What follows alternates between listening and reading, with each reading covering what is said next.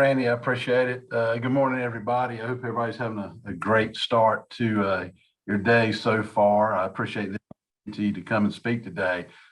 I thought today what I would probably do is maybe get back to some basics a little bit.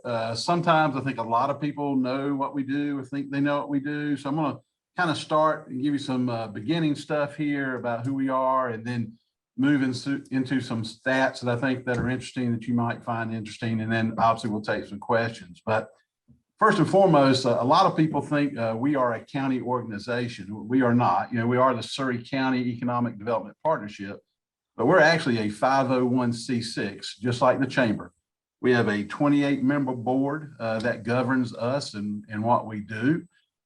People on that board are like Randy, and we have both of the chamber presidents there, Dr. Shockley, the president of the community college, the 3 school superintendents, Brian Cave, who is our ag extension guy. And then we have 2 representatives from all of our cities and municipalities and from the county.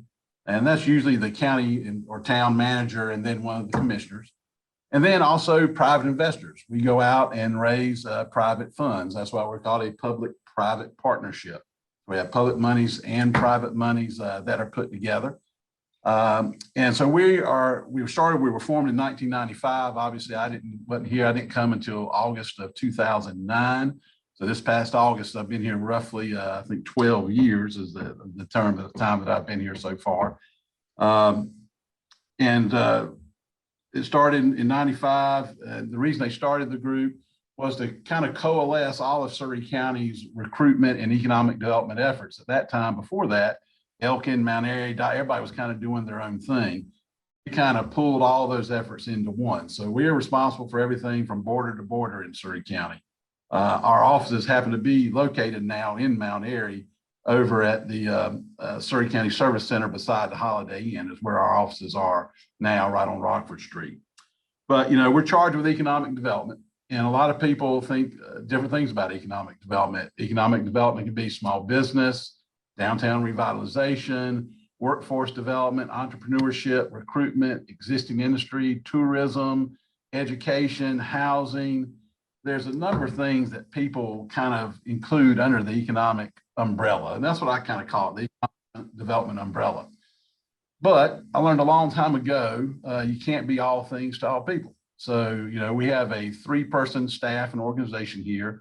Myself, Emily Venable, who I see on my screen is who I'm showing up as. I'm using her laptop, who is our office manager and events coordinator. And then Andrew Wright, who's our vice president of existing industry services. But we're those 3, and we try to focus on 3 things that are directed to us from our 28-member board. First, and what we first focus on is working with our existing industries and businesses that we have. About 80% of all new jobs created in the economy come from your existing companies. So we spend a lot of time working with them, helping them. Obviously, 1, we want them to grow. So we work on issues that are related to growth for them. 2, if there's any challenges they have, local challenges, maybe some statewide challenges, we try to work on mitigating those, finding an answer to those, helping them with those. And then we also, want to try to help the workforce out and try to get that going and make sure that that's covered. And then secondly, the thing we do is try to act as a resource to small business and entrepreneurship. So that's important. We want to go out, Andrew, we go out and call on small businesses, entrepreneurs. We try to find them where they are along their journey. Sometimes we find them at the beginning. Sometimes we find them in the middle. But, we work with a lot of partners to do that. Surry Community College, the chamber, our towns and our county, we work with those folks to help small businesses and entrepreneurs. And we try to act as a resource because a lot of times what we found is small business people are very good at whatever their product or whatever their services is, but may not know of some of the resources that are out there. Now, I'll tell you, sometimes the first thing they ask, well, where's all that free money? I know you got some free money there. There is no more free money. Now, I am going to kind of make a little announcement at the end of this thing and tell you something that's coming up that will be exciting. But for the most purposes, we just try to direct them to things they need. We do something called identification, education, implementation, and continuation. When we identify the people that need help, not everybody needs help, but we try to identify those that do need help and get them where they need to be. Sometimes they need some education, whether that be they need QuickBooks or marketing or social media or something like that. So we try to hook them up with the people that can do that. And then there's the implementation part. Okay, well, they're there. Maybe they need new office space. Maybe they need small warehouse. Maybe they need a permit for something. We try to help them with that. That's where we work with the towns and communities. And then the last part, the continuation part, is really where we talk with them about, well, if you're going to grow your business, you need to join the chamber and help you grow your business, help market your product or your service. So we try to act as that resource to small business. And then the third thing that we work on, and what most people kind of relate to economic development and to us, is the recruitment and marketing in Surry County as a business destination for new companies. And of course, that's the most sexiest part. Everybody wants to know who's the new stuff coming in, what's the new stuff coming in. But I will tell you, it's also the hardest and the most expensive thing to do. That's why I gave you those three things in order: existing industry, small business, and entrepreneurship, and recruitment. And those are how we work those with our staff, because we get most bang for the buck working with our existing guys, with 80% of all new jobs come from the existing people that are here. But it is important to recruit new and to help create new in small business and entrepreneurship. But, you know, recruiting new, you want to have new dollars coming in, new job skills coming in, new companies coming in, new customers for other businesses that are out there. So that is important, but we do those kind of in a three-tiered fashion. That's kind of in a nutshell what we do and who we are. And to do those three things that we talked about, there's a lot of things we're involved with.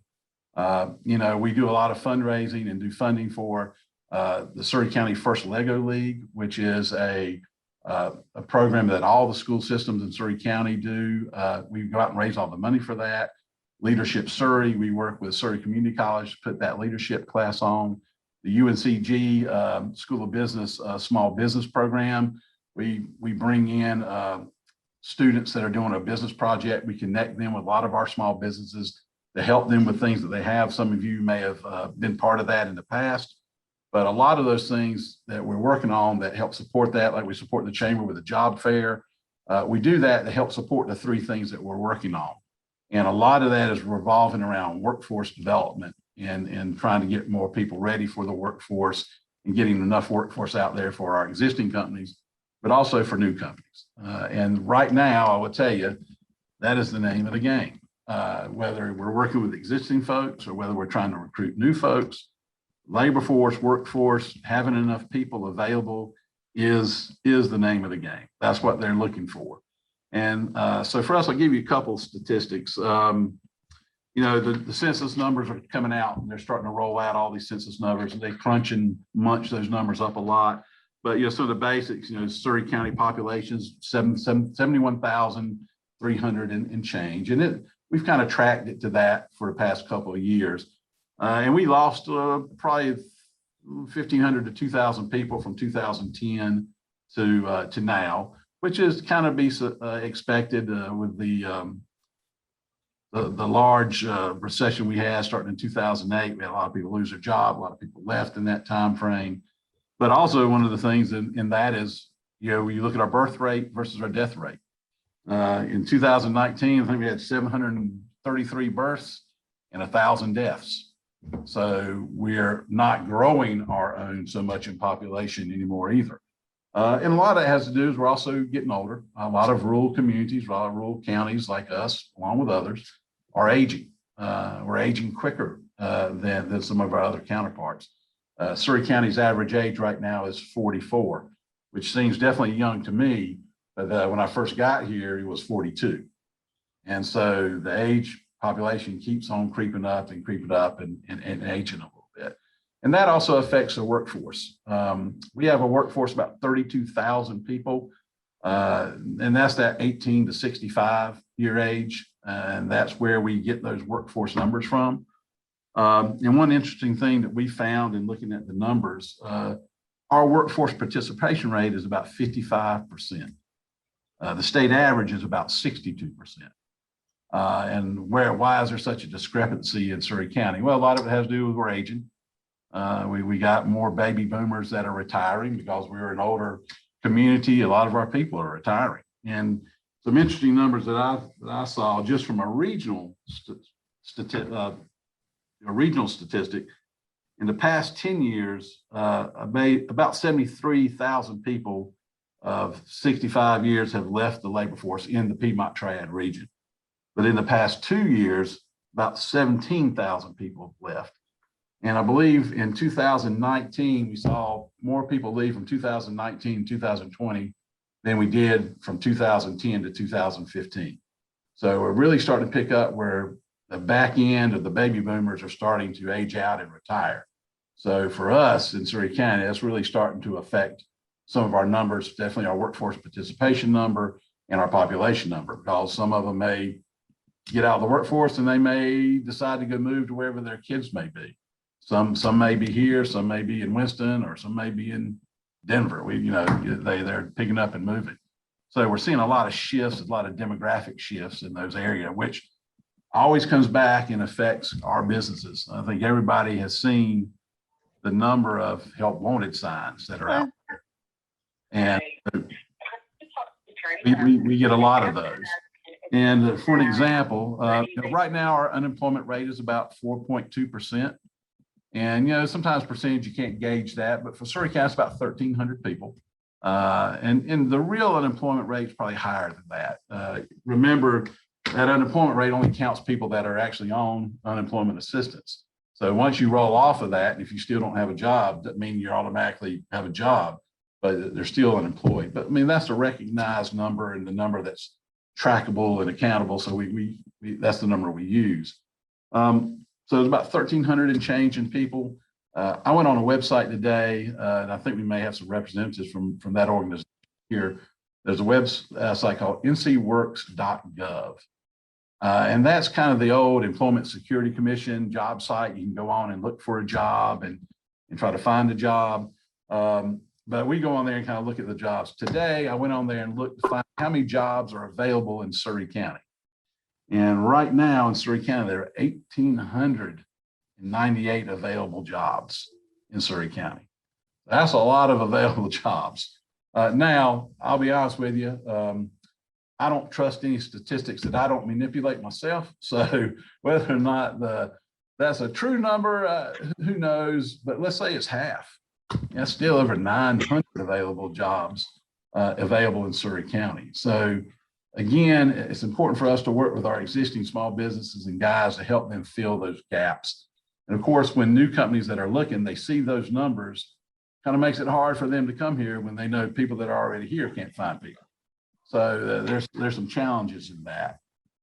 But also some other good news. We always hear people about how the economy is doing. I think everybody's kind of got a decent feel for that.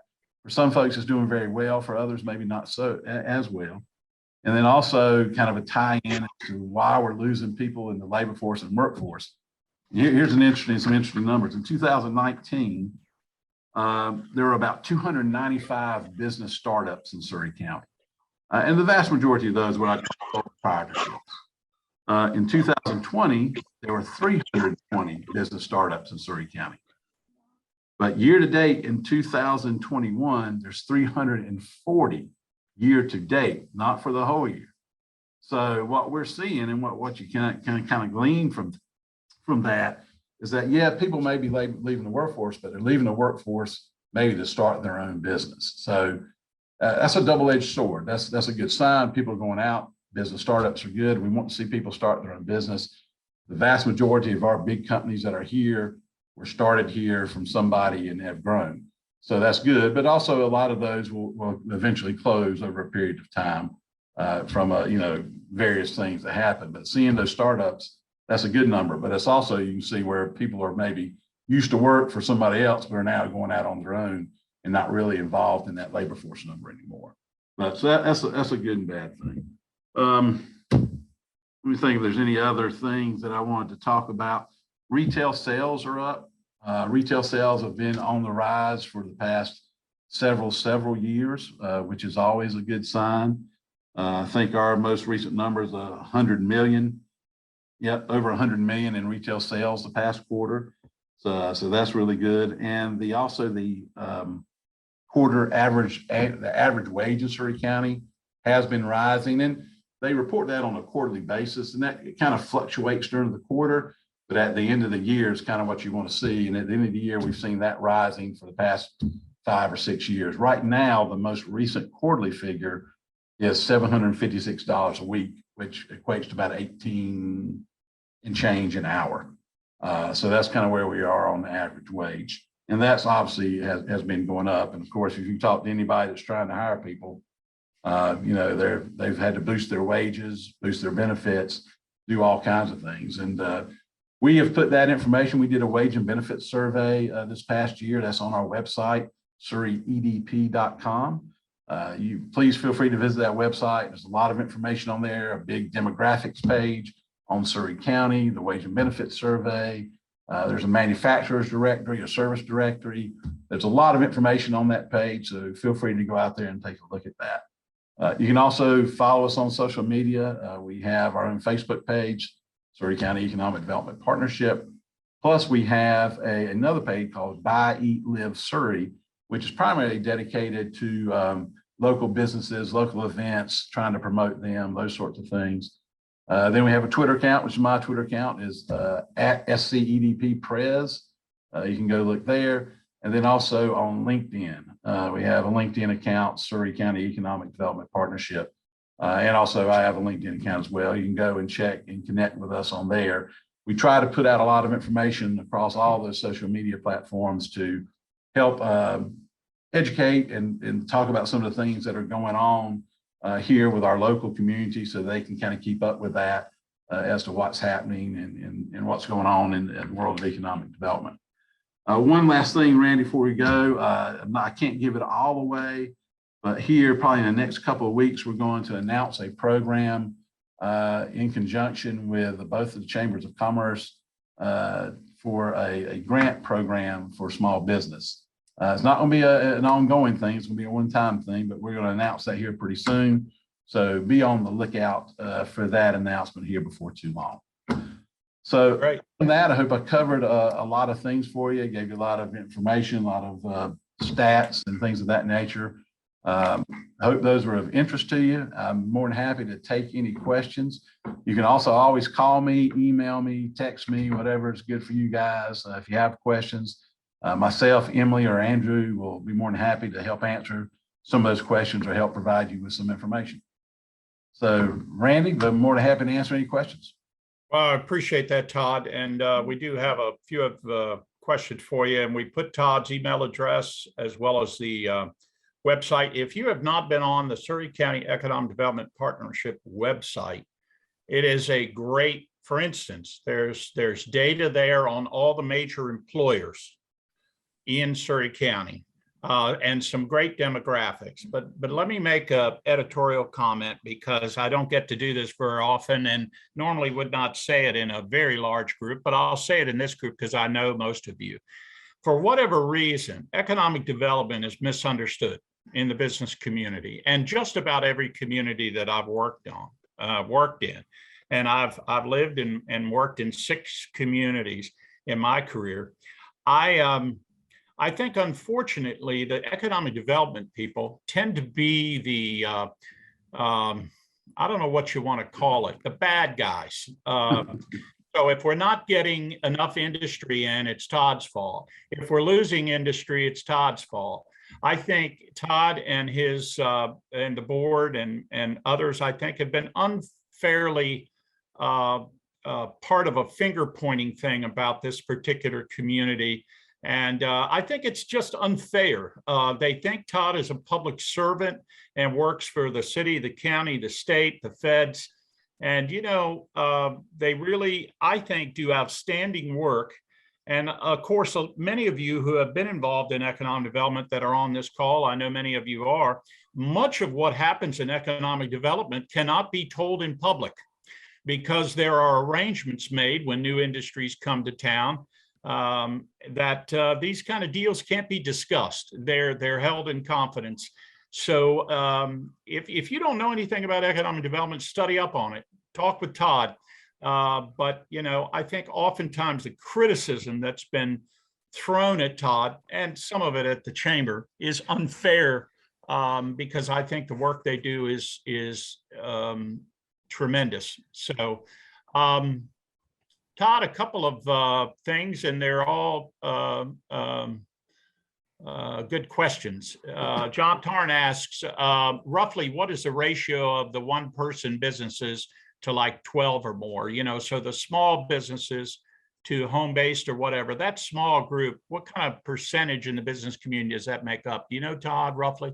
Well, I don't know right the exact one for Surry County, but historically it's like in the 90 percentiles. I mean, it's pretty high. Right. Vast majority of businesses in Surry County are what you would consider a small business. Now, it's one of those things, you know, there's a federal government definition of small business. Technically, if you went by that federal government definition of a small business, almost every business in Surry County would be considered a small business. But it's one of those things where it's kind of hard to define a small business and put a number on it, but you know it when you see it, type of thing. But the vast majority of the ones here, John, are small business. And a lot of those are what we call a sole proprietorship. I can run a number on that. I just don't have that in front of me about how many of those we have in Surry County, but a good portion. And consequently, the numbers of companies that apply, a lot of people think there are big companies around in Surry County, but my last count that I did of companies that employ 100 or more is a fairly small number as well, right?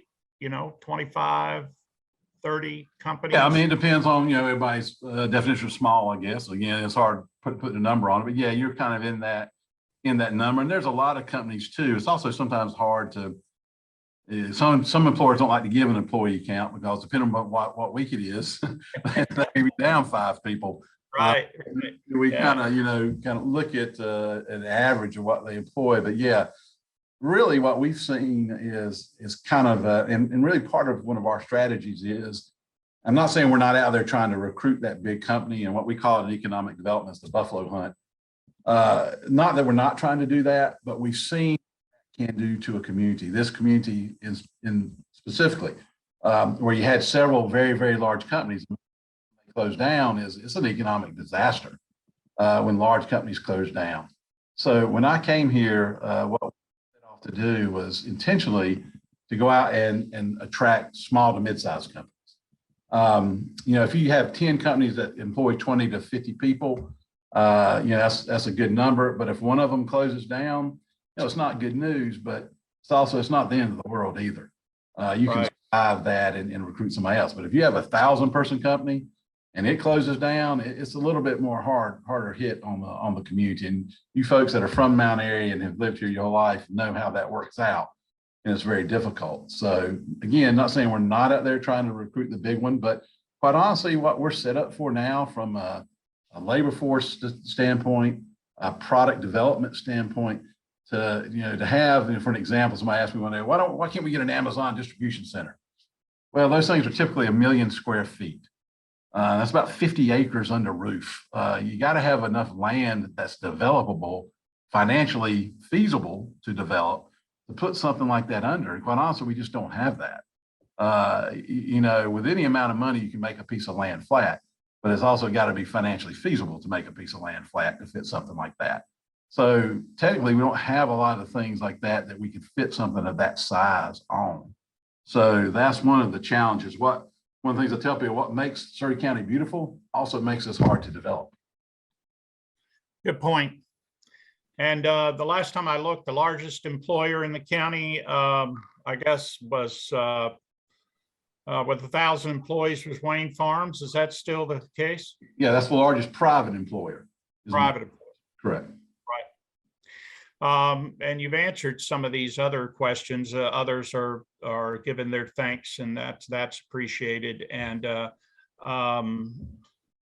you're seeing one last question, Todd, and we'll move on. Is that are you seeing any businesses in Surry, particular food service and retail, that are having to adjust their hours due to finding enough staff? Yeah, well, you guys are seeing it, especially at the service and retail level. It's difficult. They're having to curtail some hours, change their hours. A lot of people have to work overtime. And what we're also seeing, especially in manufacturing, and what I'm kind of concerned of right now is, the economy in general is going very well. One of the challenges our manufacturers have, along with finding enough people to work, is also the raw materials to make what they need to make. And so I'm kind of worried that we may have some issues coming up because of a successful economy. The demand for things is very high. They can't get their basic raw materials to make the product, and then they don't have enough people to make it. So eventually they can't make the product. So they're going to have to start laying off people. But we're seeing where people are trying to be a little bit more creative with shifts and shift work. And, some of our people, a lot of folks that aren't so much in a production job, get to work from home, have a little bit more flexible hours. So we're seeing a lot of people be more flexible and do things of that nature. And I'll kind of I see one question you had, you describe and communicate the work ethic and workforce of Surry County. That's what we say is we have really good people here that are working in Surry County. We just need more people. Because what happens, especially in a recruitment scenario, when let's say somebody out of the Midwest is coming in, you got to remember we're in a competition every day for this. It's not that they've looked at Surry County and go, oh, this is the greatest place to live in the world. I mean, these guys from the Midwest don't know North Carolina from South Carolina from Georgia. And Right. so, and we wouldn't be looked at if we weren't a good place to be to start with. I mean, they're not looking at places that are the armpit of South Carolina. I mean, they're looking at the top places. And there's just a tough competition when you're at that level. And they look and go, okay, Surry County, Airy, based on your population, where are all the smart young people that I want to employ? And Right. in a rural community, that's a harder question for us to answer than it is for like let's say Cabarrus County right outside of Charlotte, when they can look at over a 2 million person population or something Right. like that. So what we say is we got a lot of good people, have good work ethic that are working. We're trying to recruit more people and companies to move here just to help fill that need for more people. Not that our people can't do it. We just need more of them. And it goes right back to that workforce participation rate and our age, our deaths versus births. It's not that we don't have good people, it's just we don't have enough.